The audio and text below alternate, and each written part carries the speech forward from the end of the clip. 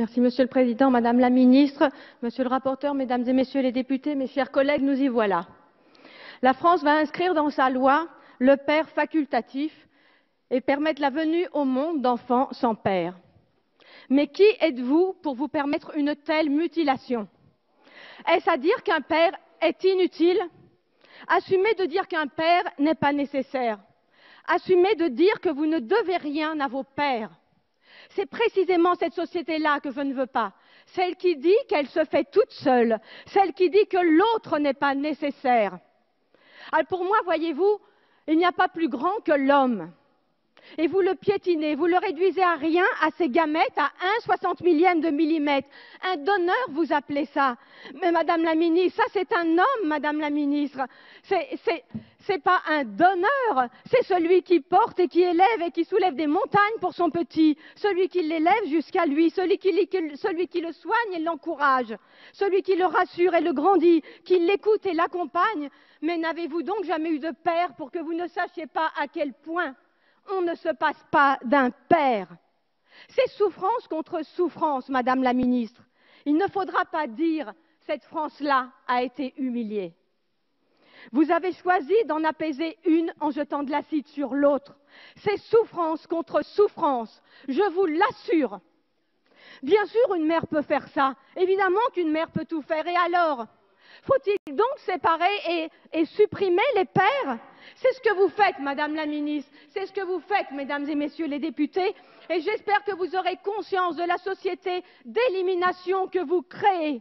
J'idéalise les pères, me dit-on. Mais n'idéalisez-vous pas les mères? 30% des maltraitances sont dues aux mères. Nous devons légiférer pour un corps social.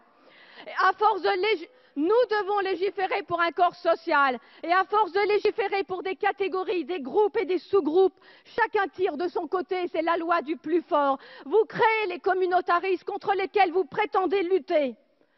L'enfant est le témoin privilégié de la force de l'homme. Et lorsque l'homme devient père, cette force se transforme au service au plus petit. Lui seul peut apprendre ça à l'enfant et conjure ainsi la loi du plus fort. Et vous choisissez de faire sans eux, de ne prendre d'eux que ce qui vous intéresse, leurs gamètes, et de jeter le reste. Mais l'homme est un tout, Madame la Ministre. On ne prend pas que ses gamètes et jeter le reste. Il n'y a pas plus noble que l'homme, et seul l'homme nous montre que servir est l'acte le plus noble qu'un être humain puisse accomplir. Votre loi, Madame la Ministre, est criminelle. C'est souffrance contre souffrance. Il ne faudra pas dire « cette France-là a été humiliée ». Votre loi, c'est s'offrir un être humain. On ne s'offre pas un être humain, Madame la Ministre. Un être humain n'est ni un objet, ni un projet, ni une promesse de campagne. Votre loi, loin d'abolir les inégalités, votre loi les aggrave. Votre loi soulève des questions de marchandisation du vivant, d'eugénisme, de sélection, le dévoiement du sens de la médecine et la voie du design de l'enfant parfait comme nous le voulons que vous déverrouilliez. Au-delà des bornes, il n'y a plus de bornes. Ce n'est pas le droit qui refuse un enfant à ces femmes, c'est la biologie. Il n'y a ni discrimination, ni inégalité, et vous le savez très bien. L'affirmer à longueur de médias, c'est mentir et manipuler l'opinion. La liberté si fièrement revendiquée n'est qu'une liberté de consommateur. Des Français accèdent au hard discount reproductif qu'il faudra reconnaître en France. Si la PMA, la congélation ovocitaire, le DPI, la recherche sur embryons, si tout cela existe, c'est aussi parce qu'elle enrichit médecins, généticiens, biologistes, patrons de start-up, juristes, avocats, banquiers en sperme et en ovules. Et vous faites semblant de ne pas le voir. Aider l'autre, voyez-vous, et vous le savez, c'est l'aider à accompagner ses limites. C'est l'aider à accepter ses limites et vivre avec. Ce n'est pas dépasser le possible humain. On ne peut décemment pas destituer la figure paternelle au motif que des nouvelles familles apparaissent. Produire des enfants sans père est une atteinte aux droits de l'enfant. Donner à des enfants des parents toujours plus vieux n'est pas un progrès social.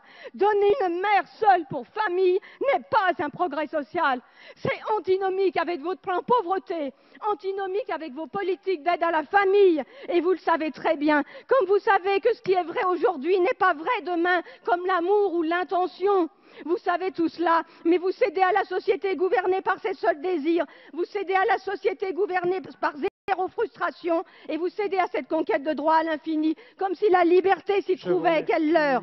Vos arguments nient le bon sens. Au nom de tous les enfants qui ont manqué de père. Je suis obligé de couper le micro. Je vous en prie. Je vous remercie. Je suis obligé de contraindre le temps de parole. Je vous en prie, s'il vous plaît, Madame Thiel. Je vous remercie.